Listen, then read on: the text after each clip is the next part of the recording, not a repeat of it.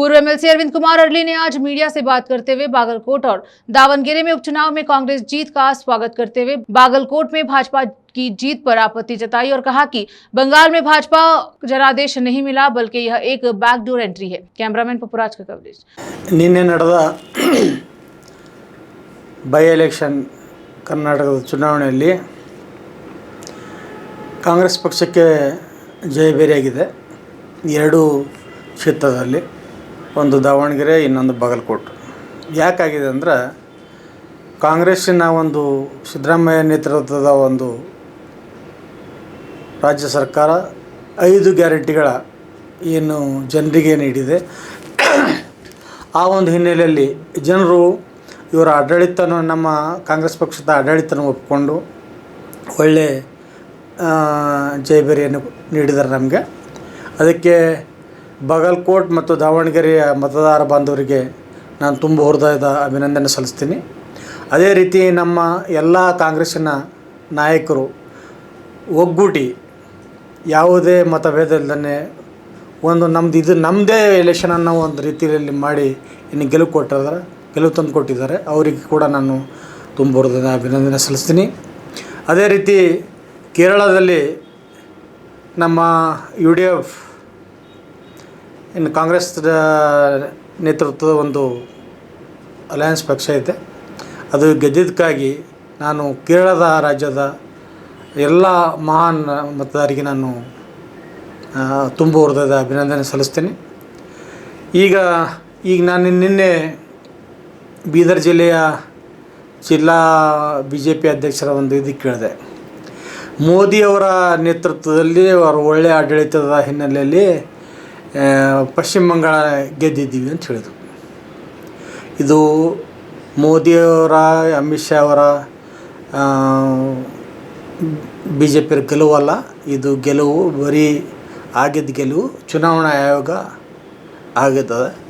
ಅದಕ್ಕೆ ಚುನಾವಣಾ ಆಯೋಗ ಕೈಗೆಟ್ಕೊಂಡು ಕೆಲಸ ಮಾಡಿದ್ರೆ ನಮಗೆಲ್ಲ ಯಾರಿಗಾರು ನಿಮಗೂ 1 ವರ್ಷ ಕೈಯಾಗ ಕೊಟ್ರಂದ್ರೆ ನೀವೇ ಪ್ರಧಾನಿ ಆಗ್ಬೋದು। ಆ ಸ್ಥಿತಿಯಲ್ಲಿ ಚುನಾವಣಾ ಆಯೋಗ ನಡೀತದೆ। ಯಾಕಂದರೆ 45% ಮಾತ್ರ BJPಗೆ ಓಟ್ ಬಿದ್ದಿದೆ ಪಶ್ಚಿಮ ಬಂಗಾಳಲ್ಲಿ, TMCಗೆ 40% ಪಾಯಿಂಟ್ ಚಿಲ್ಲರೆ ಬಿದ್ದಿದೆ। ಇವರು 27-28 ಲಕ್ಷ ಜನರ ಓಟ್ನ SIR ಮೂಲಕ ತೆಗೆದು ಹಾಕಿದ್ದಾರೆ। ಅವ್ರು ತೆಗೆದರೆ ಏನು ಬಾಂಗ್ಲಾದೇಶದ ಹತ್ರ ಇಲ್ಲಿ ಅವ್ರು ಹಿಂದೆ ಓಟ್ ಹಾಕಿಲ್ಲ ಅವರು। ಇನ್ನು ಕೆಲವರು ಓಟ್ ಒಂದು ಸಲ ಹಾಕ್ತಾರೆ, ಒಂದು ಸಲ ಹಾಕೋದಿಲ್ಲ, ಯಾವುದೋ ಒಂದು ಅನಿವಾರ್ಯ ಕಾರಣದಿಂದ ಆಗಿಲ್ಲ। ಆದರೆ ಅವರೆಲ್ಲ ಕೋರ್ಟ್ಗೆ ಹೋದ್ರೆ ಕೋರ್ಟ್ ಏನು ಹೇಳ್ತದೆ, ಘನವೆತ್ತ ಉಚ್ಚ ನ್ಯಾಯಾಲಯವು ನೀವು ಮುಂದಿನ ಸಲ ಓಟ್ ಹಾಕಿರಿ ಅಂತ, ಅಂದರೆ ಈ ವರ್ಷ ಏನು ಮಾಡಬೇಕು? ಈ ರೀತಿ SIR ಮೂಲಕ ಅಧಿಕಾರ ಬಂದಿದ್ದು ಅದು ಮ್ಯಾಂಡೇಟ್ರಿ ಅಲ್ಲ, ಜನರು ಕೊಟ್ಟಿದ್ದು, ಇದು ಚುನಾವಣಾ ಆಯೋಗ ನಿಮಗೆ ಕೊಟ್ಟಿದೆ ಅಂತ ನಾವು ಭಾವಿಸ್ತೇವೆ। ನೀವು ಅಷ್ಟು ಹರ್ಷ ಉಲ್ಲಾಸ ಮಾಡೋದು ಅವಶ್ಯಕತೆ ಇಲ್ಲ, ಯಾಕಂದರೆ ನೀವು ಯಾವುದೇ ಪೂರಕವಾದ ಯೋಜನೆಗಳು ಕೊಟ್ಟಿಲ್ಲ, ಬೆಲೆ ಗಗನಕ್ಕೇರಿದೆ।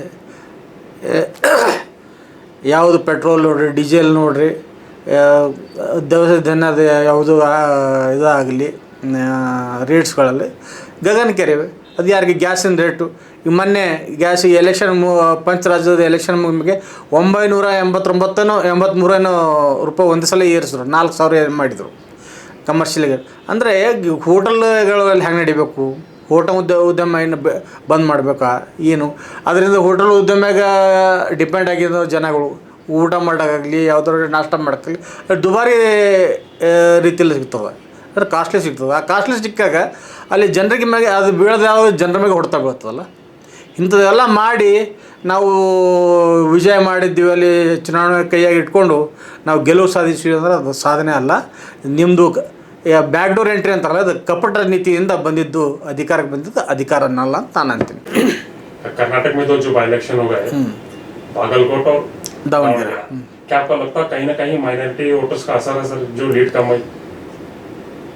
ऐसा कुछ नहीं, ऐसा ज़्यादा ये नहीं हुआ, बागलकोट में कुछ नहीं हुआ। दावणगेरे में थोड़ा बहुत कम वोट आ गए, उसके लिए मानना ही पड़ता है।